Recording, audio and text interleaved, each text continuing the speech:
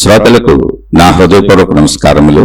మన శ్రోతలలో ఒక సోదరి ప్రశ్నను పంపడం జరిగింది. ఆ ప్రశ్న, ఆధ్యాత్మిక మార్గములో అంటే మీరు చెబుతున్నటువంటి ఈ ఆత్మజ్ఞాన మార్గ సాధనలలో, ఈ ఆత్మజ్ఞాన మార్గములో లేదా దైవీ మార్గాలలో అసలు ఆహార ప్రాధాన్యత ఎంత ఉంటుంది? సాత్విక ఆహారము తీసుకోవాలి, సాత్విక ఆహారము తీసుకున్న వారికి ఆధ్యాత్మిక సాధనలు బాగా కుదురుతాయి, ఈ జ్ఞానం బాగా అర్థమవుతుంది అని చెబుతూ ఉంటారు. అది నిజమేనా? అసలు సాత్విక ఆహారము అంటే ఏమిటి? ఇదండి వీరి ప్రశ్న. సాత్విక ఆహారము ఆధ్యాత్మికతలో అవసరమేనా? ఇది వీరి ప్రశ్న. అసలు సాత్విక ఆహారము అంటే ఏమిటి? అంటే ఆహారం మనకు తెలుసు, ఆహారం మనకు ఆకలేసినప్పుడు తింటా ఉంటాం, రకరకాల ఆహార పదార్థాలు ఉన్నాయి.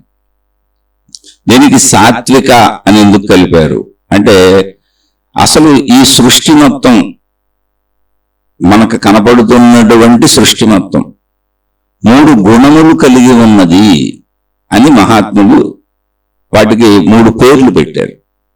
అంటే 3 గుణములు విడివిడిగా ఉన్నాయా అని కాదు, 3 గుణములు కలిగి ఉన్నది. 3 గుణములు ఏంటి? తమో గుణము, రజోగుణము, సత్వగుణము. ఈ గుణములకు లక్షణాలు చెప్పారు. తమో గుణము అతి తక్కువ కార్యములు, చెడు కార్యములు చేయటానికి ఉపయోగపడుతుంది. అతి ఎక్కువ చెడు కార్యములు, మొత్తం తక్కువ కార్యములు చేయటానికి ఉపయోగపడుతుంది. అంటే కార్యకుశలతలో తక్కువ స్థితి ఇది, అంటే అట్టడుగు స్థితి. రజోగుణము అన్నప్పుడు కార్యములు ఎక్కువ చేయాలని అనిపిస్తుంది, అందులో చెడు మంచి 2 కలిసి ఉంటాయి. రజోగుణము అంటే. సత్వగుణము అన్నప్పుడు వీళ్ళు ప్రశాంతంగా ఉంటారు, హాయిగా ఉంటారు, కార్యములన్నీ ప్రశాంతంగా చేస్తారు, బాధ్యతలు కరెక్ట్గా చేస్తారు, కానీ ప్రశాంతంగా ఉంటారు. అది సత్వగుణము. ఈ సత్వగుణము, రజోగుణము, తమోగుణము సహజ ప్రవృత్తులలో ప్రపంచం అంటే సృష్టి మొత్తం అంటే కనపడుతున్న వాటిలో, సృష్టి అంటే మనకు కనపడుతున్న ప్రకృతి మొత్తం ఈ 3 గుణముల కలయికతో ఉంటది. అంటే దేనిలోనైనా ఈ 3 గుణములు ఉంటాయి. మనుషులుగా మనం తీసుకున్నాం అనుకోండి, ఈ 3 గుణములు ఉంటాయి. మనం మానవ జాతిగా మాట్లాడుకుందాం. ఈ 3 గుణములు అంటే తమో గుణము, రజోగుణం, సత్వగుణం 3 కలిసే ఉంటాయి, విడివిడిగా ఉండవు. గుణం అనేది ఒకటే. అందులో తమస్సు ఎక్కువ ఉందనుకోండి, తమస్సు అంటే చీకటి అని అర్థం. తమస్సు అంటేనే చీకటి. రజస్సు అంటే కొంచెం వీరత్వం, ఉద్వేగం, స్పీడు. సత్వము అంటే ప్రశాంతత. ఇవన్నీ సంస్కృతంలో ఉన్నటువంటి పదాలు, గ్రంథాలు అక్కడి నుంచి వచ్చినాయి. ఇప్పుడు మనం వాడుక తెలుగులో మాట్లాడుకుంటున్నాం. ఈ తమో గుణం అనేది చీకటిని సూచిస్తుంది. ఇప్పుడు మనకి చీకటిలో ఏం అర్థం కాదు, చీకటి అయితే ప్రశాంతంగా నిద్రపోతాం, ఇవన్నీ అలా ఆ గుణం అలా సూచిస్తుంది. కానీ 3 గుణములు కలిపి ఒకే గుణము.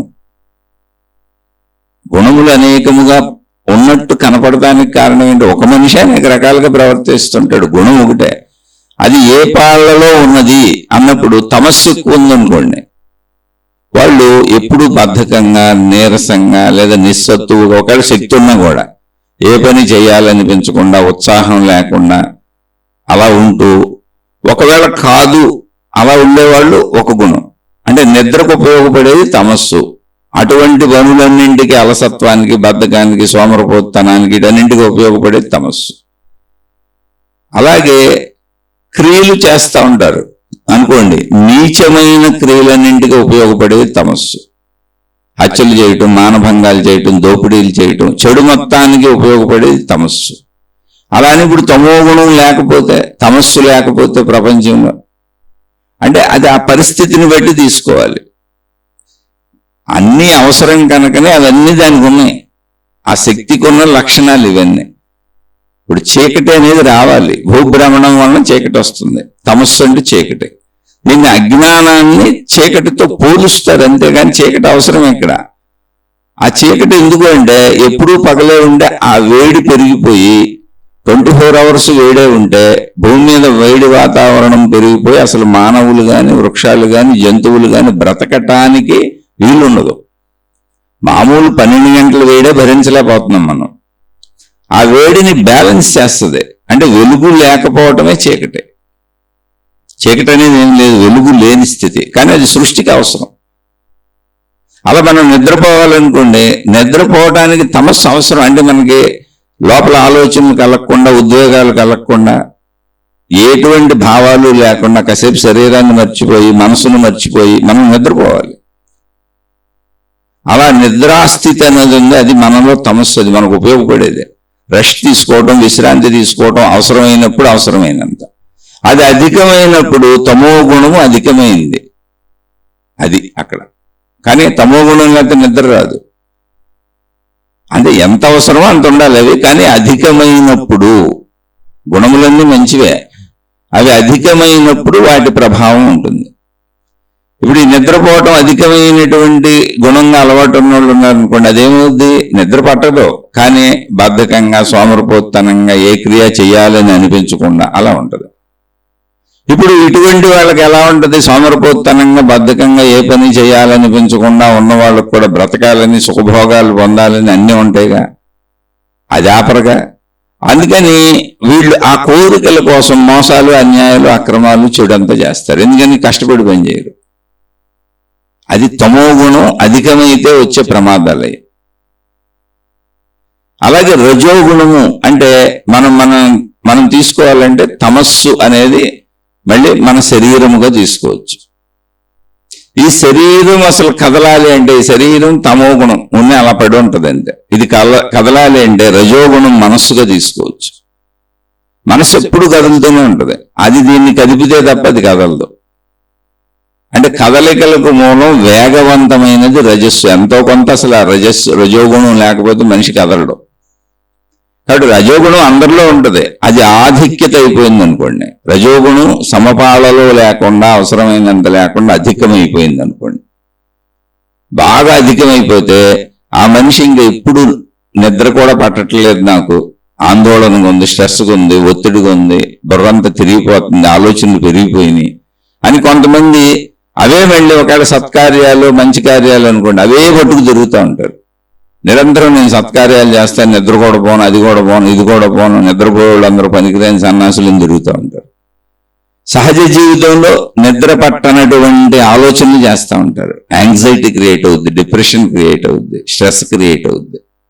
రజోగుణ ఆధిక్యత ఉంది వీళ్ళకి. ఈ రజోగుణ ఆధిక్యత ఉన్న వాళ్ళు పనులు విపరీతంగా చేస్తూనే ఉంటారు, ఏదో ఒక పని చేస్తూనే ఉంటారు, ఎప్పుడు మెలకువగా ఉంటారు. నిద్రపోతున్నా కూడా వీళ్ళకి చిన్న శబ్దానికి కూడా మెలకు వచ్చేస్తూ ఉంటుంది. అది సమపాళల్లో ఉంటే క్రియాత్మకత సమంగా ఉంటుంది. అంటే మనకి ఎంత క్రియ అవసరమో అంత చేసుకోవాలి. అది రజోగుణం యొక్క చర్య. ఈ రజోగుణం మంచి వైపు వెళ్ళినా విపరీతంగా కదులుతూనే ఉంటారు, చెడు వైపు వెళ్ళినా విపరీతంగా కదులుతూనే ఉంటారు. అది ఎప్పుడు గుర్తుపెట్టుకోవాలి. ఇక సత్వగుణం, వీళ్ళకి సత్వగుణము అంటే ఏంటంటే మిగిలినన్ని సమానంగా ఉన్నాయని. తమో గుణం, రజోగుణం, సత్వగుణం అంటే 3 బ్యాలెన్స్లో ఉన్నాయి. తమో రజస్సులు బ్యాలెన్స్లో ఉన్నప్పుడు సత్వగుణం ఉంటుంది. అన్ని సమంగా ఉన్నాయి అంతే. అంటే శాంతిగా ఉన్నారు, ఎంత కదలాలో అంత కదిలారు, ఎంత నిద్రపోవాలో అంత నిద్రపోయారు, ఎంత తినాలో అంత తిన్నారు, ఎంత చేయాలో అంత చేశారు, తృప్తిగా జీవిస్తున్నారు. అంటే జీవితంలో తృప్తిగా జీవించే వాళ్ళందరూ, అంటే తమకున్న వనరులు, వసతులు, తమకు దొరికిన సౌకర్యాలు, తమకు దొరికిన మనుషులు, ఏ స్థాయిలో ఉన్నవాళ్ళు ఆ స్థాయిలో వారి ప్రయత్నాలతో, వారి సొంత ప్రయత్నాలతో ధర్మముగా తమకు దొరికిన దాటితో, తమకు దొరికిన వారితో, వసతులు, వనరులతో ఎప్పటికప్పుడు తృప్తిగా ఆనందంగా ఎవరు జీవిస్తారో వాళ్ళు సాత్వికులు, అంటే మంచివాళ్ళు. మంచివాళ్ళు అంటే సత్వగుణము అంటే ఏమీ లేదు, తమస్సు రజస్సు ఎక్కువ కాలేదు అని అర్థం. తమస్సు రజస్సు ఎక్కువైపోయినప్పుడు సత్వగుణం కదిలిపోతా ఉంటుంది, ఉండదు. బ్యాలెన్స్ కోల్పోద్ది. అంటే మనుషులు సాత్వికులుగా ప్రశాంతంగా తృప్తిగా ఉండలేరు. అంటే ఇప్పుడు తృప్తిగా ఉండలేని అందరికీ, ఎప్పటికప్పుడు తృప్తి పడని అందరికీ, ఆశ అత్యాశో దురాశో దుర్మార్గమో ఏదో నిరంతరం తృప్తి లేక ప్రయాణించే అందరికీ తమో గుణము రజో గుణము ఎక్కువగా అవి కదులుతున్నాయి. ఇందులో తమో గుణం ఎక్కువగా కదిలేవాళ్ళు నీచమైన కార్యాలు దుర్మార్గమైన కార్యాలు చేస్తూ కష్టపడకుండా సుఖపడిపోయే పనుల కోసం ప్రయత్నించుకుంటారు. ఏముంది, ఒక దొంగ ఒక దోపిడీ చేసేసి ఒక కోటేశ్వరుడి ఇంట్లో అలా అవసరమైతే ఆయన చంపేసి అయినా ఎత్తుకుపోయాం, ఆ ఒక్కరోజు కష్టపడితే చాలు కదా, మనం సంవత్సరాలు కూర్చొని తినొచ్చు. ఇలాంటి ఆలోచనలు వస్తాయి. కష్టపడకుండా మోసం చేయటం, లేకపోతే ఏదో ఫైనాన్స్ కంపెనీలు పెడతాం, చిట్ కంపెనీలు పెడతాం, ప్రైవేట్ బ్యాంకులు పెడతాం, ఎత్తేయటం, మోసం చేయటం. సమాజంలో పలుకుబడి ఉన్నటువంటి మంచివాళ్లుగా గొప్ప గొప్ప రాజకీయ నాయకులు కావచ్చు, గొప్ప గొప్ప సెలబ్రిటీలు కావచ్చు, గొప్ప గొప్ప మంచివాళ్లుగా కనపడుతూ ఒక్కసారి ప్రజలను ముంచి వెళ్ళిపోతారు. ఇదంతా తమో లక్షణమే. కానీ వాళ్ళు మనకు అలా కనపడతారు, సాత్వికులుగా నటించవచ్చుగా. అందుకని ఆధ్యాత్మికత వ్యక్తిగతం. ఎవరికైనా తమ అంతరంగంలో ఉన్నదే తమకు తెలుస్తుంది తప్ప ఇతరులకు అసలు తెలిసే అవకాశమే లేదు. అది మర్చిపోకూడదు. ఎవరికి వాళ్ళమే చూసుకోవాలి, పక్క వాళ్ళని చూడకూడదు. కానీ సహజంగా సాత్వికులు అన్నప్పుడు తమో రజో గుణాలు సమపాళల్లో ఉన్నాయి. అందుకంటే కరెక్ట్గా నిద్ర పడుతుంది. వాళ్ళు పడుకుంటే చక్కగా హాయిగా నిద్ర వస్తుంది. ఇదంతా జీవితంలో చూసుకోవాలి. నన్ను నేను పరిశీలించుకోవాలంటే నేను తృప్తిగా ఉంటాను. నాకున్న వాటితో తృప్తిగా ఉన్నా, నాకు వచ్చే డబ్బులతో తృప్తిగా ఉన్నా, నాకున్న తెలివికి తృప్తిగా ఉన్నా, నేను చేసే పనితో తృప్తిగా ఉన్నా, నాకున్న పిల్లలో నా భార్యో నా భర్తో, నాకున్న అన్నదమ్ములో అక్క చెల్లెల్లో తల్లిదండ్రులు ఉన్న వాటితో ఉన్నవారితో తృప్తిగా ఉన్నాయి.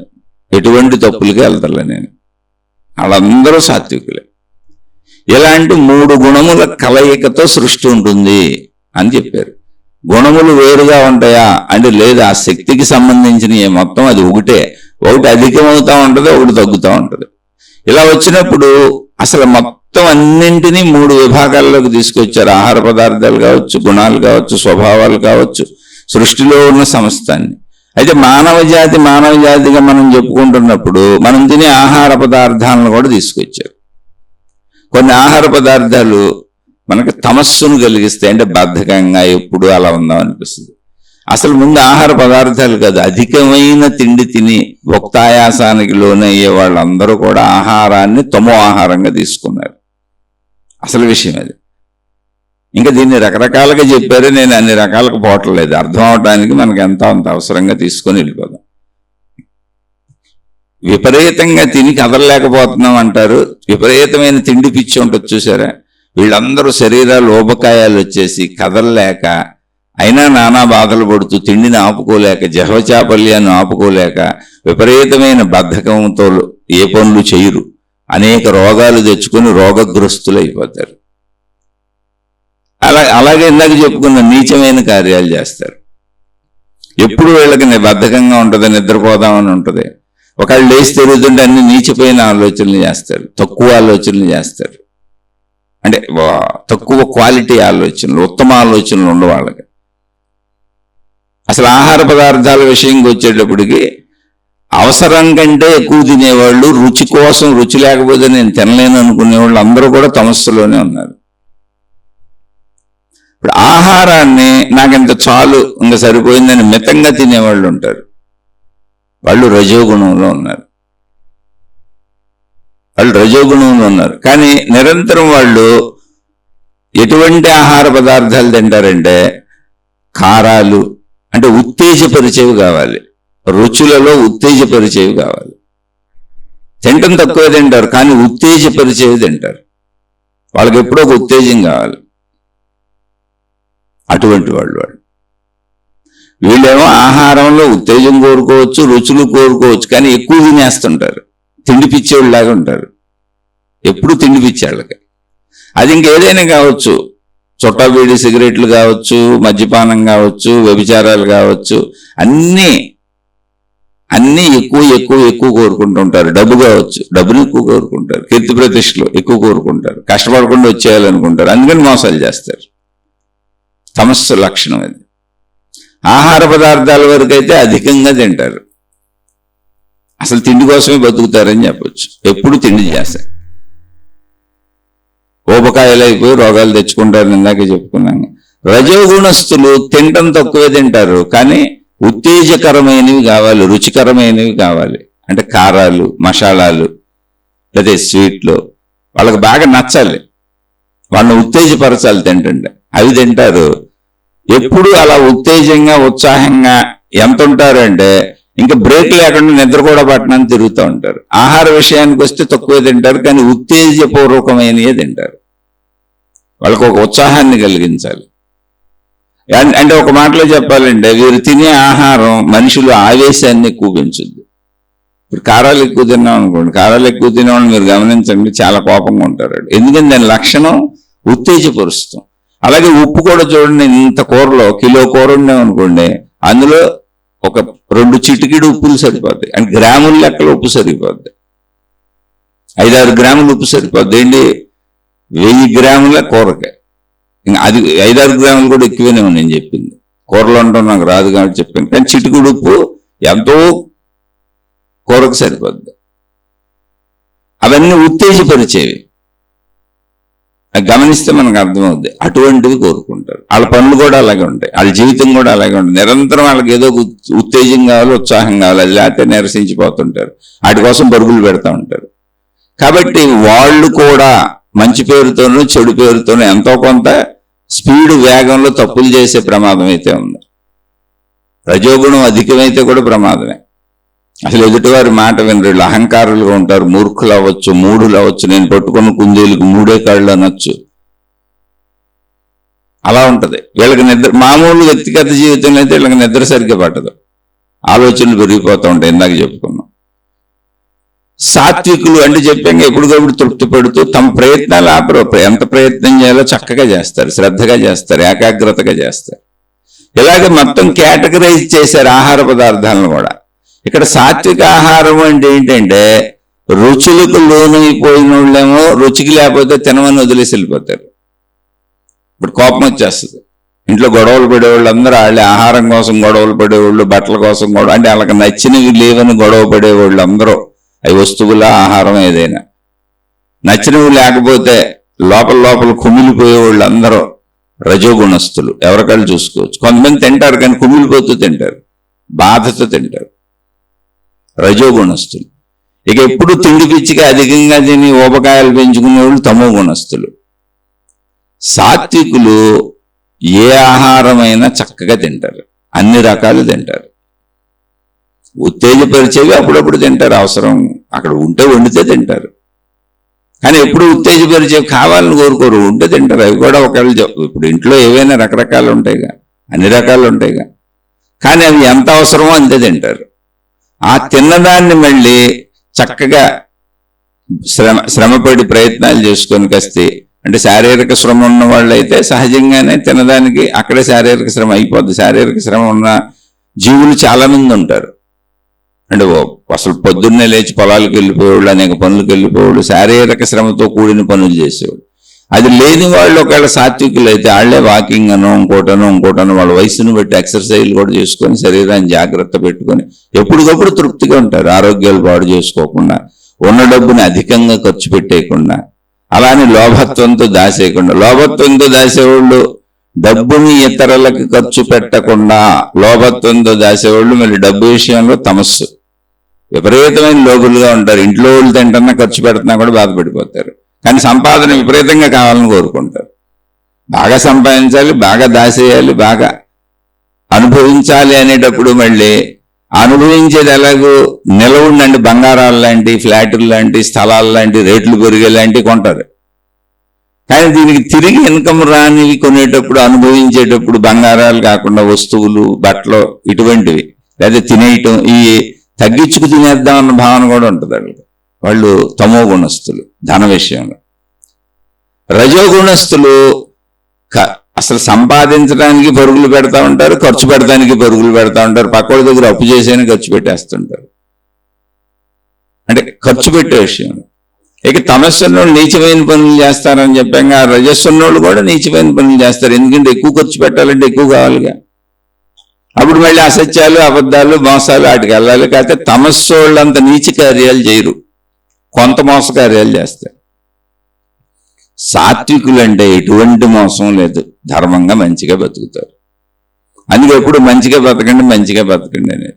ఇప్పుడు సాత్విక ఆహారము అంటే ఏంటంటే ఆహారాలను కేటగరైజ్ చేయటం కాదు. ఎందుకంటే ఈ ఆహారం అందరికీ అవసరం. ఇప్పుడు ఉప్పు ఉంది, ఉప్పు లేకుండా ఎలా? కారం లేకుండా ఎలా? అసలు జీవితంలో ఆహార పదార్థాలు ఉప్పు కారాలు లేకుండా తింటే అనేక అనారోగ్యాలు వచ్చేస్తాయి. డాక్టర్ల దగ్గరికి వెళ్ళండి, అడిగి చూడండి ఒకసారి. నువ్వు ఏం తింటున్నావు అని కాదు. అసలు కొన్ని ప్రదేశాల్లో ఇప్పుడు మాంసాహారం సాత్విక ఆహారం కాదని మన ఏరియాల్లో ఎక్కువ ప్రచారంలో ఉంటుంది. నేను మాంసాహారాన్ని సమర్థించట్లా, వ్యతిరేకించట్లా. అసలు ఒకళ్ళు తినే ఆహారాన్ని మనం కాదని ఎలా అంటాం? అసలు అది వారికి సంబంధించింది. అయితే అది ఎందుకు వచ్చింది అసలు మానవ జీవితంలో కంటే?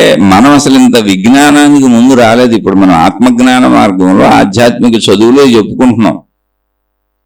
కానీ జంతువులతో పాటు ఒక జంతువుగా జీవిస్తున్నప్పుడు, మనిషి ఆదిమ మానవుడు అడవుల్లోనే ఉన్నప్పుడు, ఇంకా అసలు ఇల్లు కట్టుకోవడం ఇవేం నేర్చుకున్నప్పుడు, బట్టలు కట్టుకోవడమే నేర్చుకున్నప్పుడు, జంతువుల్లాగా జరుగుతున్నప్పుడు, ఇంకా ఆకులు కట్టుకోవడం కూడా నేర్చుకున్నప్పుడు, అక్కడ ఏదో చెట్టు కొమ్మల మీద గుహల్లోనో కొడుకుంటూ జంతువుల మధ్య జంతువుగా తిరుగుతున్నప్పుడు, బ్రతకటం కోసం దొరికినటువంటి చెట్ల నుంచి తినగలిగినవి తిన్నాడు, జంతువులను చంపి కాల్చుకొని తిన్నాడు నొప్పులు కనుక్కున్నాక.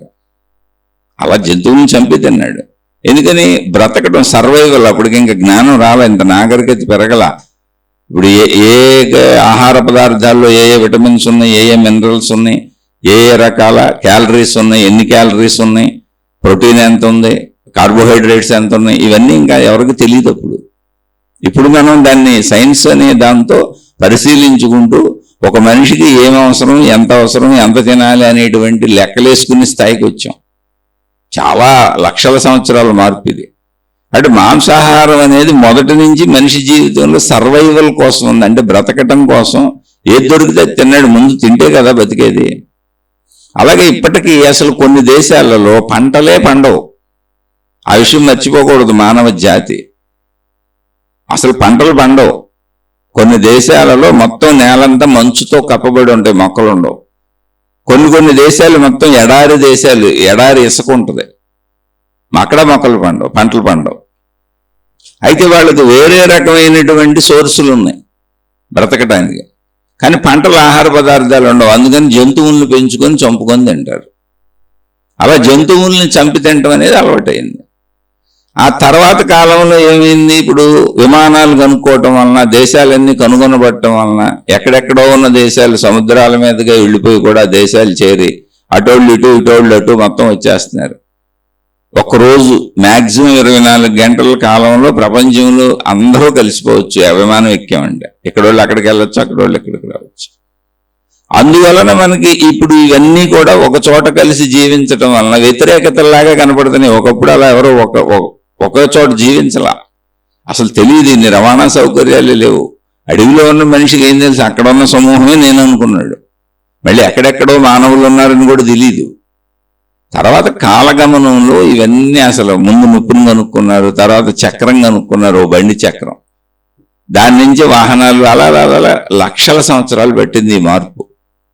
కాబట్టి ఇప్పుడున్న స్థితుల్లో మనం మాట్లాడేసుకోకూడదు. అసలు అది మనిషి జీవితంలోకి ఎందుకు వచ్చింది? ఇప్పుడు మాంసాహారం తింటున్నారు, శాకాహారం అంటే కాయగూరలు, పళ్ళు, ఫలాలు అవన్నీ తింటున్నారు. ఓకే. ఎవరైనా విషాహారం తింటున్నారా? ఎందుకని? మొట్టమొదట మానవుడు ఉన్న రోజు నుంచి తెలుసు విషాహారం తింటే చచ్చిపోతాం. విషాహారం అంటే ఏంటి? అక్కడ ఉన్నాయే, ఆ మొక్కలకు సంబంధించినవి, కొన్ని జంతువులకు సంబంధించినవి. తినకూడని జంతువులు తినకూడదు, తింటే పోతాం. తినకూడని మొక్కలకు సంబంధించినటువంటి పూలు, పళ్ళు ఏమి తినకూడదు, ఆకులు, కాయలు. మనం మానవుడు తినగలిగినవి, తినదగినవే తింటున్నాడు. ఎలా తెలిసింది ఇది మనిషికి తినదగినవి అని? ఇవి తినొచ్చు, ఇవి తినకూడదని. అంటే అది మనిషి జంతువులను చూసి నేర్చుకున్నాడు. ఇప్పుడు కోతులు, ఇటువంటి జంతువులు చుట్టూ మన చుట్టూ జంతువులు ఉంటాయి, అడవిలో మనం ఉంటే పక్షులు, ఇవన్నీ అవి కొన్ని తిని బ్రతుకుతున్నాయి. ఓహో, ఇది తింటే ప్రమాదం లేదు అని తిని చూశాడు. అలా కాలగమనంలో జరిగింది ఇదంతా. కొన్ని లక్షల సంవత్సరాల్లో మొత్తం మనిషి తన చుట్టూ ఉన్న ప్రకృతిని చూసి, ఆ జంతువుని చూసి నేర్చుకుందా ఏం తినొచ్చో ఏం తినకూడదు. ఇప్పుడు కూడా మళ్ళీ మనుషుల శరీర తత్వాన్ని బట్టి ఆ తర్వాత మళ్ళీ వైద్య శాస్త్రాలు వచ్చినాయి, అన్ని కనుక్కున్నారు. ఇదే ఎక్కువ తింటుంటే దీనివల్ల వేడి చేస్తుంది, దీనివల్ల చలవ చేస్తుంది, దీనివల్ల జలుబు చేస్తుంది, దీనివల్ల వాతం చేస్తుంది, ఇలా అనేకం కనుక్కున్నారు. అంటే కాలగమనంలో తింటుంటే సరే శరీరంలో జరిగే మార్పులు గమనించారు. ఇది తింటే ఏమైంది, ఇది తింటే ఏమైంది, ఇది తింటే ఏమైంది. ఇదంతా మళ్ళీ చెబుతున్న లక్షల సంవత్సరాలు. వాటన్నింటినీ మళ్ళీ రాశారు, పక్క వాళ్ళకి చెప్పారు. ఇది తింటే ఇలా అవుతుంది, అది తింటే ఇలా అవుతుందని ఇతరులకు చెప్పారు. అదే మనకి ఇప్పుడు మళ్ళీ ఏ పదార్థాల్లో ఏమున్నాయి, ఏ పదార్థం ఏ గుణములు కలిగి ఉంది, ఏ స్వభావములు కలిగి ఉంది, ఏ విటమిన్లు ఉన్నాయి, ఏ మినరల్స్ ఉన్నాయి, అన్నీ చెప్పారు. మనిషి అన్ని రకాల తినగలిగిన ఆహార పదార్థాలు తినొచ్చు. మాంసాహారంలో ఏమున్నాయి, శాకాహారంలో అవే ఉంటాయి. ఎందుకని? మాంసాహార జంతువులన్నీ కూడా శాకాహారం తినే బతుకుతాయి. అసలు ముందు సాధు జంతువులు ఉన్నాయి. సాధు జంతువులన్నీ ఏం తిని బతుకుతాయి? శాకాహారం తినే బతుకుతాయి. చెట్ల మీద చెట్లే తినే బతుకుతాయి. అలా ఏదైనా ఇక్కడ ఉన్న వాటితోనే. తినకూడనివి మనిషి ఎప్పుడు తింటలు అసలు. అలాగే మాంసాహారం తినకూడదు అయితే అది విషాహారం కింద తింటే చనిపోయాడు. అలా భౌతికతలో మనిషికి చేయగలిగినటువంటి వెసులుబాటు ఇవన్నీ చేయొచ్చు అని ప్రకృతి ఇచ్చిన వెసులుబాటును ఉపయోగించుకున్నాడు. అందుకని మాంసాహారం తప్ప రైట కాదు, సర్వైవల్ కోసం వచ్చింది, అలవాటుగా మారిపోయింది. ఇప్పుడు అలవాటుగా మారిపోయిన దాన్ని నీ గుణాన్ని బట్టి నువ్వు కావాలంటే మానే లేదా ఉంచుకో, నీ ఇష్టం. అది నీ స్వేచ్ఛ, అది నీ స్వేచ్ఛ. ఎందుకంటే అసలు కొన్ని దేశాల్లో కాయగూరలు పండవు, ఇతర దేశాల నుంచి విమానాల్లో తెప్పించుకోవాలి, ఓడల్లో తెప్పించుకోవాలి. అవన్నీ చాలా కాస్ట్లీ అయిపోతాయి. వస్తాయి, తెప్పించుకుంటారు. కానీ అక్కడ విపరీతమైనటువంటి ఈ ప్రయాణ రవాణా సౌకర్యాలు దేశాలు దాటేవి రావటం వలన విపరీతమైనటువంటి రేట్లు ఎక్కువగా ఉంటాయి ఆ దేశాల్లో. అందుకని అక్కడ దొరికేటువంటి అక్కడ పెంచుకునేటువంటి జంతువులు మాంసాహారం రేట్లు తక్కువగా ఉంటాయి.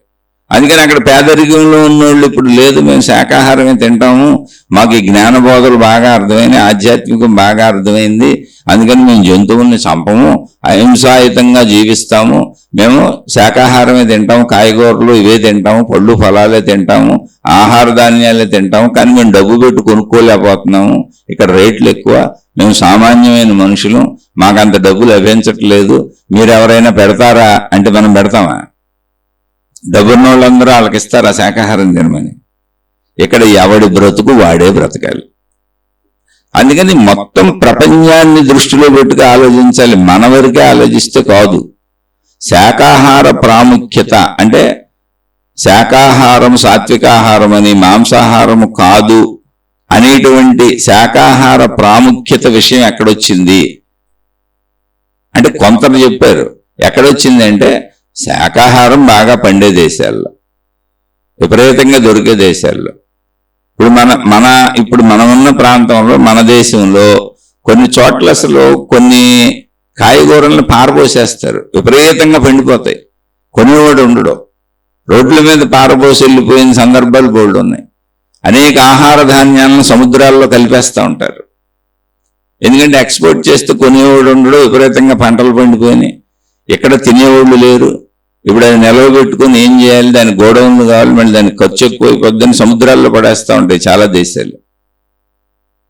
అని బోల్డ్ ఆలోచించాలి. ఇక్కడ అన్నీ అప్పటికప్పుడు జరుగుతున్నాయి కనుక శాకాహారము అంటే కాయగూరలు, పళ్ళు, ఆహార ధాన్యాలు ఎక్కువగా లభించి పండే ప్రాంతాలలో మాంసాహారం అవసరత లేదు అని చెప్పబడింది. అంత అవసరత ఏముంది అని ఆధ్యాత్మికతలో చెప్పబడింది. ఎందుకు చెప్పబడింది అంటే తప్పని కాదు, సెకండరీ అది. అంటే మాంసాహారం అంటే ఏంటి? ఒక జంతువుకి మనిషికి ఉన్నట్టు గుణాలు ఉంటాయి, స్వభావం ఉంటుంది, ప్రవృత్తి ఉంటుంది, అది కదులుతుంది. అది శాకాహారం తిని గుణాలు ఏర్పరుచుకుంది, స్వభావం ఏర్పరుచుకుంది, ప్రవృత్తి ఏర్పరుచుకుంది, దాని శరీర నిర్మాణం ఏర్పరుచుకుంది. అందువల్ల చెప్పారు అంతే ఊరుకునే, అది సెకండరీ ఆహారం అని. కానీ బ్రతకాలండి అన్ని తినాలిగా. కాబట్టి ఇక్కడ అసలు ఏది సాత్విక ఆహారము అంటే మాంసాహారం శాకాహారం కాదు. అంటే మాంసాహార ఇక్కడ విషయం ఎందుకు తెచ్చాను శాకాహారంతో పోల్చి అంటే ప్రశ్నలో అది కూడా అడిగారు. నేను ప్రశ్న కొంతవరకు చదివాను. ఇతరులు ఎప్పుడు గుర్తుపెట్టుకోండి, ఇతరులు తినేదానిని మనం తప్పని అనకూడదు. నీకు ఇష్టం లేకపోతే తినబాక. ఎందుకని మనం ఆ మతంలో పుట్టుంటే ఆ మాంసాహారమే మనకు అలవాటు అయ్యి ఉంటే అప్పుడు మనం దాన్ని సమర్థించేవాళ్ళం. పుట్టుక మన ఇష్టం కాదు, పుట్టాం ఇక్కడ అంతే. ఇక్కడ పుట్టినోళ్ళు ఇది మాట్లాడారు, అక్కడ పుట్టినోళ్ళు అది మాట్లాడారు. పుట్టేటప్పటికే మతం ఉంది, అక్కడి నుంచి అలవాటు అయిపోయింది. కాబట్టి ఒకరు తినే పదార్థాలను కించపరచకూడదు కదా. అసలు మినిమము సాత్వికత మంచితనం అంటే అది. అసలు మనిషిలో మంచితనం సాత్వికత అంటే ఏంటంటే ఒకరు దానిని విమర్శించక ముందు, అది వారి జీవన విధానం. దానికి చెప్పాను, ఒకప్పుడు దేశాలు కలిసి లేవు, అరణ్యాలలో ఉన్నారు, అసలు ఇంతమంది మనుషులు ఉన్నట్టు తెలియదు, ఇన్ని దేశాలు ఉన్నట్టు తెలియదు. ఎవరు బ్రతుకు కోసం వాళ్ళు పోరాటం చేసుకున్నారు. ఆ పోరాటంలో బ్రతకటానికి ముందు అసలు అందరూ ఆదిమ మానవులు అందరూ మాంసాహారం తిన్నారు. రెండు తిన్నారు, మాంసాహారం తిన్నారు, శాకాహారం తిన్నారు. ఎందుకని అడవుల్లో ఏది దొరికితే తినాలి, బతకాలండి. నాగరికత పెరిగినాక ఇవన్నీ పెంచుకుంటూ రవాణా సౌకర్యాలు వచ్చినాక ఇన్ని దేశాలు ఉన్నాయని తెలిసి అన్ని దేశాలు కలిసి వ్యాపారోత్పత్తులు చేసుకుంటూ అటు దేశాల వాళ్ళు ఇటు వచ్చి ఇటు దేశాల వాళ్ళు అటు వెళ్ళి అందరూ అన్ని దేశాలలో ఉండొచ్చు అనేటువంటి సౌకర్యాలు ఏర్పరచుకొని మనుషులందరూ కలిసిమెలిసి బతుకుతూ ఒకే సమాజంలో అన్ని దేశాల వాళ్ళు, అన్ని మతాల వాళ్ళు, అన్ని జాతుల వాళ్ళు, అన్ని కులాల వాళ్ళు, మనుషులు అందరూ కలిసిమెలిసి బతుకుతున్నప్పుడు విభిన్న నాగరికతలు ఉండటం వలన, అందరూ ఒకే చోట ఉండటం వలన ఈ విభిన్న నాగరికతలు చూసి ఎవరికి అలవాటైన నాగరికతను వాళ్ళు పెట్టుకొని, ఎవరికి అలవాటైన ఆచార సాంప్రదాయాలు వాళ్ళు పెట్టుకొని మాదే నిజం మీది కాదు అనేటువంటి విధానంలో దగ్గరికి రావటం వలన, తెలియటం వలన వచ్చినటువంటి సమస్యలు ఇవి. అవి సృష్టించుకోకూడదు, మనం జ్ఞానం తెలుసుకోవాలి. అందుకని సాత్వికాహారము అంటే అర్థం ఏంటంటే నీ శరీరానికి హాని చేయకుండా, అంటే ఎక్కువ తిని హాని చేయకూడదు, తక్కువ తిని హాని చేయకూడదు. నీ శరీరానికి ఏ ఏ విటమిన్లు, మినరల్, ఖనిజాలు ఏ ఏ అవసరమో అంత తినటం, అంతకు మించి ఎక్కువ తినకపోవటం, అంతకు మించి తక్కువ తినకపోవటం సాత్వికాహారం. అది కూడా మంచి హృదయంతో తృప్తితో ఆనందంగా తింటే అది సాత్వికాహారం. లేదు నేను తినను, నాకు నచ్చినవి ఉంటేనే తింటాను, నాకు నచ్చినవి లేకపోతే నేను తినను, నిరంతరం నచ్చిన వాటిని ఎత్తుక్కొని తెచ్చుకు తింటూ ఉంటాను, ఎక్కువ తినను కానీ నచ్చినవే తింటాను, అది రజో ఆహారం. రజోగుణ ఆహారం అంటే నచ్చినవే తింటాను. తమో గుణం, నువ్వు ఏది పెట్టు తింటానే ఉంటాను, నచ్చినవి తింటాను, నచ్చనివి తింటాను, అసలు తిండంటే నాకు విపరీతమైన పిచ్చి, తినేస్తూ ఉంటాను, అది తమో గుణం. అందుకని సాత్వికాహారము అంటే మీరు ఉన్న ప్రదేశాన్ని బట్టి, మీ ఇష్టాలను బట్టి మీరు ఏది తిన్నా అది శృతి మించకుండా తినాలి. అంటే ఎక్కువ తినడం వలన అనారోగ్యాలు రాకూడదు, అలాగే తక్కువ తినడం వలన అనారోగ్యాలు రాకూడదు. సమంగా తినాలి, ఆ తినదానికి సమంగా కష్టపడాలి, శరీరాన్ని కదపాలి, అది సాత్వికాహారం. మంచి ప్రవృత్తితో తినాలి, మంచిగా సంపాదించుకు తినాలి. సాత్వికాహారం అంటే ఏంటో తెలుసా? నీ సంపాదన ధర్మం అయి ఉండాలి, ఆ సంపాదనతో ఆహారాన్ని తెచ్చుకోవాలి, అంటే ధర్మాహారం, అది మంచి ఆహారం. నువ్వు మోసపూరితంగా ఆన్లైన్లో మోసం చేసి, నువ్వు కుట్రలో కుతంత్రాలు పన్ని అక్కడ మోసాలు ఇక్కడ మోసాలు చేసి తెచ్చుకున్నావు ఆహారం, అది తమో ఆహారం, తమస్సుతో కూడిన ఆహారం. ఈ తప్పుల్లో అయినా నిరంతరం నేను తక్కువే తింటాను కానీ నాకు ఇష్టం వచ్చిందే తింటాను అని నువ్వు తప్పులు చేసి తెచ్చుకు తిన్నా అది రజో ఆహారం, అందులో తమో గుణం కూడా కలిసింది. అందుకని ధర్మంగా మంచిగా నువ్వు సంపాదించుకున్నది నువ్వు తింటావు అంతే. అది కూడా అతిగా తినవు. ఒకవేళ నీకు ఎక్కువ సంపాదన ఉంది కానీ నువ్వు అధికంగా తినవు, లాలస లేదు, విపరీతమైన లాలస లేదు. నీకు కూడా ఇష్టాలు ఉంటాయి, ఇది బాగుంది ఇది బాగోలేదని అందరికీ తెలుస్తుంది, రుచి ఎందుకు తెలియదు. అలా అన్నింటిలో అందరికి ఇష్టాలు ఉంటాయి అందరిలాని. కానీ నాకు ఇష్టమైందైనా నాకు ఎంత అవసరమో అంతే తింటా. నాకు అది ఇష్టం లేదు కానీ ఆహార పదార్థం ఇంట్లో వండారు, ఇష్టం లేదంటే ఏంటి, ఇష్టం లేకపోవటమే లేదు, అన్నీ తింటాను. ఇష్టమైంది కొంచెం బాగుందన్న ఫీలింగ్తో తింటాను అంతే తప్ప అన్నీ చక్కగా తింటాను. ఇష్టం లేదనే పదం ఉండదు, అసలు ఇష్టము అనే పదం ఒకటే ఉంటుంది. ఇష్టం కదా అని ఎక్కువ తిన్ను, ఇష్టము కానిదైనా సహజంగా అన్ని తినేస్తాను, అవి కూడా ఎంత అవసరమో అంతే తింటాను. అది కూడా ధర్మ సంపాదనతో తింటాను, తృప్తిగా తింటాను, ఆనందంగా తింటాను. అసలు ఆహారం అనే విషయం దగ్గర గొడవ ఉండదండి. వాళ్ళు సాత్వికులు. అది సాత్విక ఆహారం. ఆహారం అనే విషయం దగ్గర గొడవ పడకుండా ఏది ఉంటే అది, అంటే ఇంట్లో వాళ్ళు చేసేది ఏదైనా కానీ మనకి ఉపయోగపడేవే చేస్తారు కదా. ఎక్కడైనా ఏదైనా ఏది ఉంటే అది మనకి ఎంత అవసరమో అంత తిని వెళ్ళిపోతుంటే, అదే కాదు నువ్వు హోటల్లో తినొచ్చు, బయట తినొచ్చు, ఎక్కడైనా తినొచ్చు. ఏంటంటే హోటల్లో వాళ్ళు సరిగ్గా ఉండరు, సరైన భావంతో ఉండరు, భగవన్నామంతో ఉండరు, ఇవన్నీ మనం పెట్టుకునేవి. కుదరని వాళ్ళు ఎక్కడ తినాలి? ఏదైనా పనుండి బయటకు వెళ్ళిన వాళ్ళు ఎక్కడ తినాలి? ఇది ఎవరి భావాలు వేరు, ఒక ప్రత్యేక భావాన్ని చెప్పుకోకూడదు. మొత్తం మానవులందరికీ ఆమోదయోగ్యమైన సత్యాన్ని మనం తెలుసుకొని విశాలంగా ఆలోచించాలి. నువ్వు ఎక్కడైనా తిను, ఏమైనా తిను, నీకు ఎంత అవసరమో అంత తిని, ఆ అవసరానికి తగ్గంత నువ్వు శారీరక శ్రమ పడుతూ ఉండి, అది కూడా ధర్మ సంపాదన అయ్యి ఉండి, అలానే తక్కువ తినకుండా శరీరానికి కావలసినటువంటి శక్తులు అన్ని రకాలుగా అందేటట్టుగా ఎక్కువ తిని పాడు చేసుకోకుండా మితిగా తృప్తిగా చక్కగా తింటే అది సాత్విక ఆహారం. ముఖ్యంగా ఏది సాత్విక ఆహారం అంటే ధర్మ సంపాదనతో లాలస లేకుండా, ఆహారం దగ్గర గొడవ లేకుండా, గోల లేకుండా తినడం సాత్విక ఆహారం. అది సాత్వికులే తినగలరు.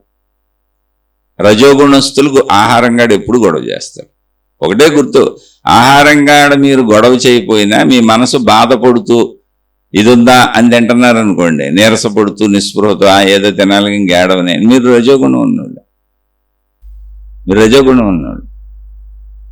ఇక అధిక లాలసతో ఏది పెడితే అది ఎప్పుడు తినేస్తాను, ఇంక పడుకుంటాను, తినేస్తాను, కథలను లేవను, పని చేయబుద్ధి ఐదు కూర్చుంటానంటే మీరు తమో గుణం ఉన్నాడు. అది మిమ్మల్ని మీరే చూసుకోండి. తమో గుణస్తులు తింటారు, చురుకుతనం ఉండదు. కోరికలు ఉంటాయి, ఇష్టాలు ఉంటాయి, వాటి ప్రకారం తింటారు, చురుకుతనం ఉండదు.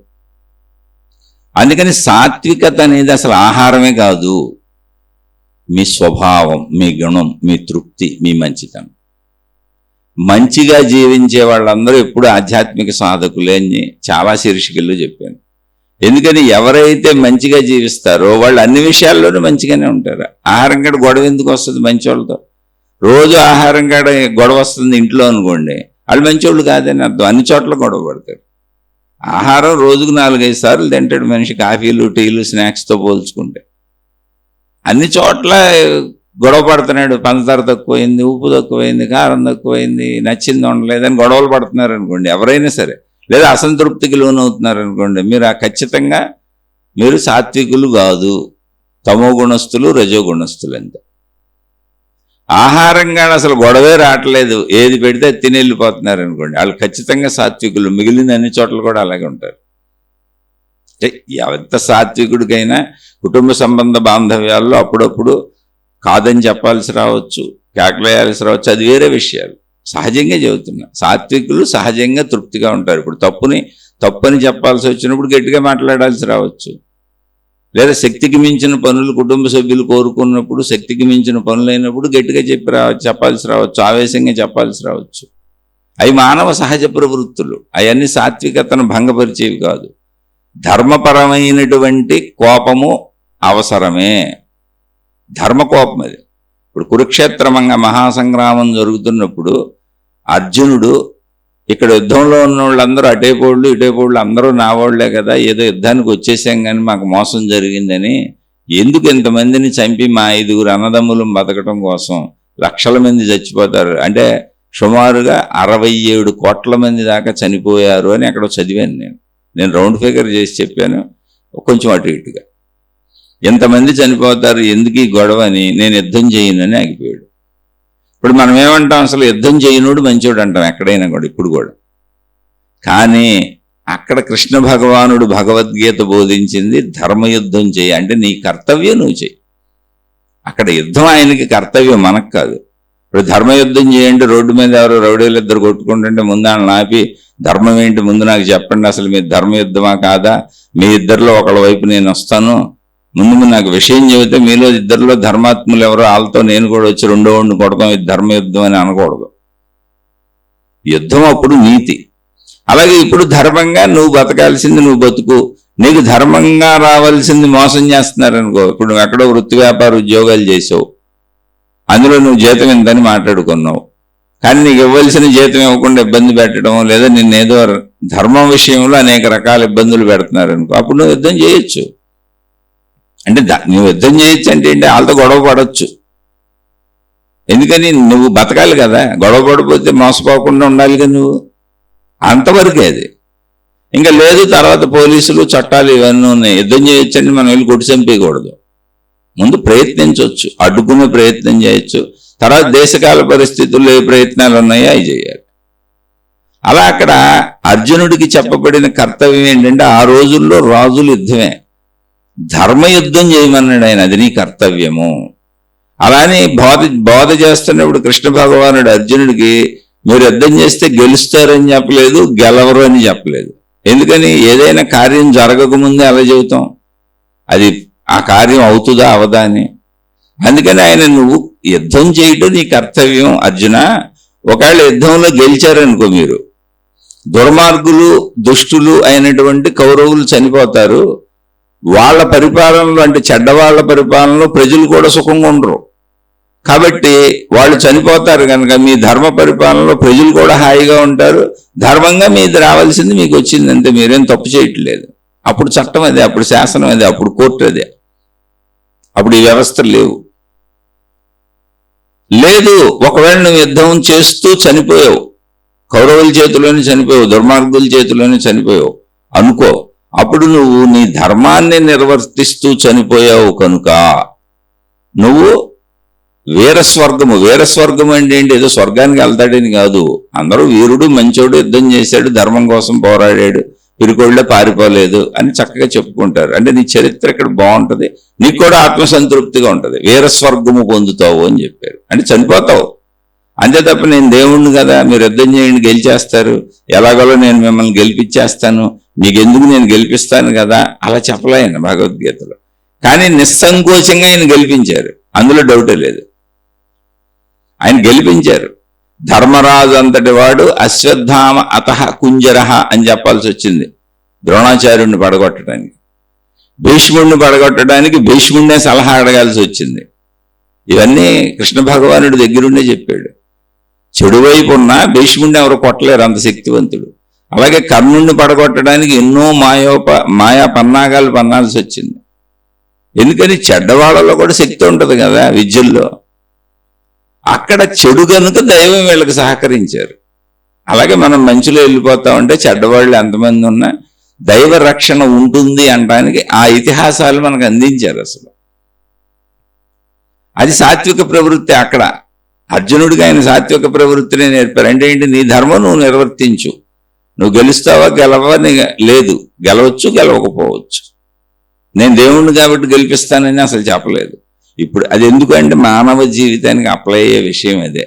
మన కర్తవ్యాలు మనం చేసే సాత్విక ప్రవృత్తి అంటే ఏంటంటే మనం చేయవలసిన ప్రయత్నాలు, కర్తవ్యాలు, బాధ్యతలు చేసి ఏం జరుగుతుందో చూడటమే తప్ప మన చేతిలో ఏముంటుంది ఆలోచించండి. అసలు మన మరణమే మన చేతిలో లేదు, ఎప్పుడు పోతామో మనకే తెలియదు. మరణానికి సమయము లేదు, ఆయువు నిర్ధారణ లేదు, అదే క్షణమైనా వచ్చి తీసుకెళ్ళిపోవచ్చు. ఎందుకని ఇక్కడికి పంపింది అదే. మళ్ళీ మరణం ఏదో నిర్దాక్షిణ్యంగా జరిగిపోతున్న దయలేని, ఒక జాలి లేని, కరుణ లేని దుర్మార్గ కార్యం అని మనం అనుకోకర్లా. మనకు అసలు శరీరం ఇచ్చిందే సృష్టి, ఇచ్చిన శరీరాన్ని తీసేసుకుంటుంది అంతే, అంటే మన శరీర భావనలో ఉన్నప్పుడు. అందుకని సాత్విక ఆహారం సాధనకు పనిచేస్తుందంటే అసలు సాత్విక గుణ స్వభావాలు ఉన్నప్పుడు మిగిలిన విషయాలతో పనే లేదు.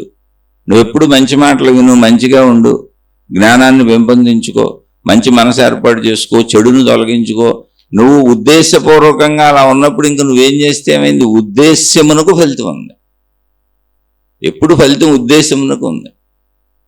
ఇప్పుడు ఈ సపోజ్ మాంసాహారాలు తింటే సత్వగుణం పెరగదో, అనేక గుణాలు పెరుగుతాయి. ఇప్పుడు మసాలాలు, దినుసులు ఇలా బోళ్ళు చెప్పారు. సాత్విక ఆహారం చెప్తున్నారు, రజో ఆహారం చెబుతున్నారు, తమో ఆహారాన్ని విడమర్చారు. మళ్ళీ అన్నం వండినాక ఎంతసేపట్లో తినాలి, వెంటనే 2 గంటల లోపల 3 గంటల లోపల తింటే సాత్విక ఆహారం, ఇంకా లేటుగా తింటే రజో ఆహారం, నిలవ పెట్టుకు తింటే తమో ఆహారం అన్నారు. నిలవ పచ్చళ్ళని నిలవ పెట్టకపోతే ఎక్కడికి పోతాయి? అసలు ఆహారం దొరుకుద్దా మనుషులకి? ఆహారాన్ని నిల్వ చేసుకోకపోతే ఆహార ధాన్యాలు నిల్వ మళ్ళీ వండిన దాంట్లో ఇది చెప్పారు, అలా అన్నామంటే ఇంకోటి ఏదో మాట్లాడతారు. అంటే ఇలా వాగ్వివాదాలు చేసుకోవటానికైతే ఎంత సబ్జెక్ట్ అయినా ఉంది. అక్కడ నీ తప్పు నాది రైట్ అని నిరూపించుకోవడానికి అసలు అది ఎప్పుడూ తెగదు. ఎందుకని ఒక తప్పు ఒక రైట్ లేదు, అక్కడ ఉంది నువ్వే. యద్భావం తద్భవతి. నువ్వు తప్పు అనుకుంటే తప్పు నీకు వరకే, నువ్వు రైట్ అనుకుంటే రైట్ నీకు వరకే. అది ఇంకోళ్ళ మీద రుద్దబాక. ఇది అసలు సాత్విక ప్రవృత్తి. నేను తప్పు అనుకుంటున్నాను, నేను రైట్ అనుకుంటున్నాను, అది నా జీవితానికి అప్లై చేసుకుంటాను, ఇంకోళ్ళ మీద రుద్దనిది. ఇది సాత్వికుడు. మంచివాడు ఇలా ఉంటాడు, మంచివాళ్ళు ఇలా ఉంటారు. అందుకని ప్రవృత్తి అంటే గుణము స్వభావము సాత్వికంగా ఉండాలి. తృప్తి అనేది ఎప్పుడూ ఉండాలి ప్రతి విషయంలో. మనం ఇప్పుడు ఉదయం లేచాం, ఉదయం లేవగానే మనకి టీ తాగేది అలవాటు, కాఫీ తాగే అలవాటు ఉందనుకోండి. టీ కాఫీ తాగి ఆనందంగా తృప్తి పడాలి. పందారు తక్కువైంది, అది తక్కువైంది, ఇది తక్కువైంది, వేడి తక్కువైంది, వాళ్ళు తక్కువైంది, అసలు వాళ్ళకి తృప్తి ఉండదు. అన్నీ బాగున్నా కూడా తృప్తిగా తాగరా, ఏదో సచ్చారులే ఇచ్చారులే అని అసలు మనుషులను చూడంగానే ఇసుగ్గా ఉంటారు, చికాగ్గా ఉంటారు, కోపంగా ఉంటారు. వాళ్ళు తమో రజోగుణస్తులు. అరే ఇచ్చాము కదా, తాగారు కదా, సంతోషంగా ఉండొచ్చుగా, ఆనందంగా ఉండొచ్చుగా, వాళ్ళకి బాగుందని చెప్పొచ్చుగా, ఉండరు. కానీ సాత్వికులు తాము పొందిన ప్రతిదానికి తృప్తి చెంది కృతజ్ఞత తెలియజేస్తారు. ఇప్పుడు పనిచేశారు, నెలంతా జీతం వచ్చింది, అప్పుడు కూడా కృతజ్ఞతగా ఉంటారు. ఆ సంస్థ వలన కదా నేను బతుకుతున్నాను, ఈ పని చేయగలిగాను, నాకు డబ్బులు వచ్చినాయి, పోన్లే హ్యాపీగానే, సంస్థ బాగుండాలనుకుంటారు, యజమాని బాగుండాలనుకుంటారు. వీడిగా రజోగుణ తమో గుణస్తులు అలా అనుకోరు. వీళ్ళే సంస్థలను బతికిస్తున్నామని చెబుతూ ఉంటారు అందరికి. మేలేకపోతే అది ఎక్కడ ఉందండి, ఎవరి కోసం ఇస్తాడు అంటూ ఉంటారు. అలా ఎవరి కోసం ఇస్తారని అనేక రకాల ఆర్గనైజేషన్స్ పెట్టుకొని, అంటే చాలా కంపెనీల్లో ఏదో ఒక రాజకీయ పార్టీలతో కొలాబరేట్ అయ్యి అక్కడ ఎలక్షన్స్ పెడతారు, పెద్ద పెద్ద కార్మిక సంఘాలు పెడతారు. అలా కార్మిక సంఘాల వలన, వాళ్ళ ధర్నాల వలన, వాళ్ళ నిరసనల వలన అనేక ఫ్యాక్టరీలు మూతపడిపోయినాయి. వాళ్ళు ఉద్యోగాలు పోయి రోడ్లు పాలైనా అయ్యారు కానీ కాంప్రమైజ్ అవ్వలేదు. ఫ్యాక్టరీలు మూతపడిపోయినాయి. వాళ్ళ ఫ్యాక్టరీలు వాళ్ళే తగలబెట్టేసుకున్నారు. ప్రపంచవ్యాప్తంగా ఎన్నో ఉంటాయి ఇలాంటి చరిత్రలు. నా కళ్ళ ముందు ఎన్నో జరిగినాయి. గవర్నమెంట్ ఫ్యాక్టరీలు చాలా మూతపడిపోయినాయి. ఎందుకనంటే ఇదిగో నిరసనలు, ధర్నాలు, జీతాలు పెంచాలి, తృప్తి లేదు, ఎప్పటికీ తృప్తి లేదు. ఎంత తృప్తి లేకుండా పోయిందంటే వీళ్ళ జీవితం రోడ్లు పాలైపోయి ఆ ఫ్యాక్టరీలు మూసేసి మూతపడిపోయే స్థితులకు వెళ్ళినా కూడా దానికైనా సిద్ధమవుతున్నాం కానీ దాన్ని నిలబెట్టుకొని అక్కడ జీవిద్దామని అనుకోవట్లేదు. అదే తమో రజోగుణం. సాత్వికులు అలా కాదు.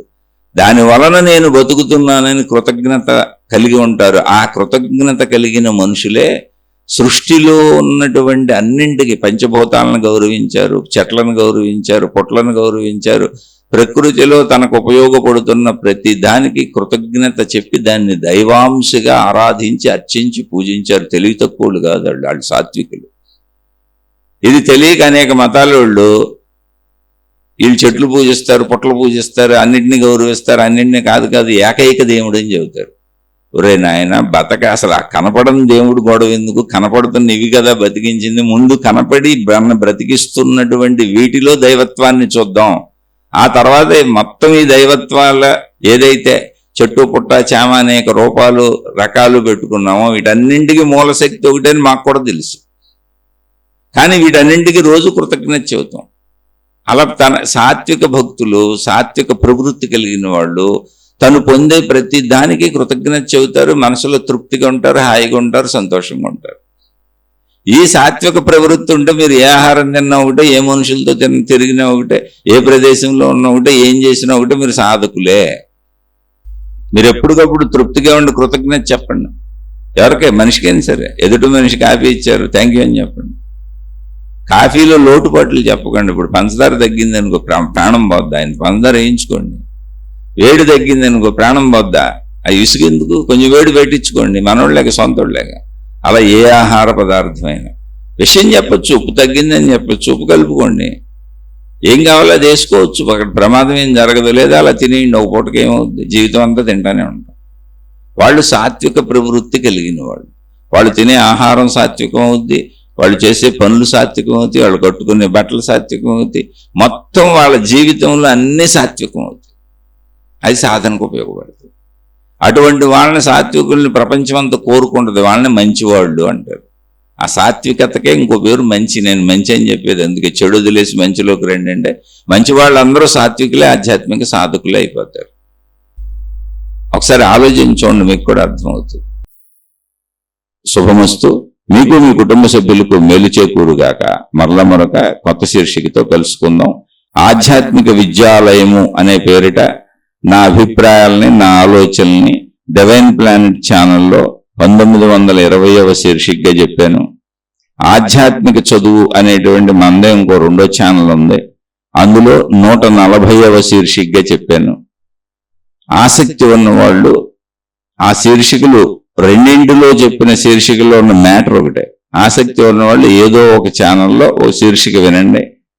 ఆధ్యాత్మిక చదువు అంటే ఏంటి, ఆత్మజ్ఞానం చదువు అంటే ఏంటి, ఆధ్యాత్మిక విద్యాలయం అంటే ఏంటి అన్న నా భావనల్ని అందులో చెప్పాను. అది విని మీ అభిప్రాయాలను, అంటే ఆ శీర్షిక విని ఇప్పుడు ఈ శీర్షిక విని మీ అభిప్రాయాలను కామెంట్ల రూపంలో తెలియజేయండి, అవకాశం ఉన్నవాళ్ళు. శుభమస్తు.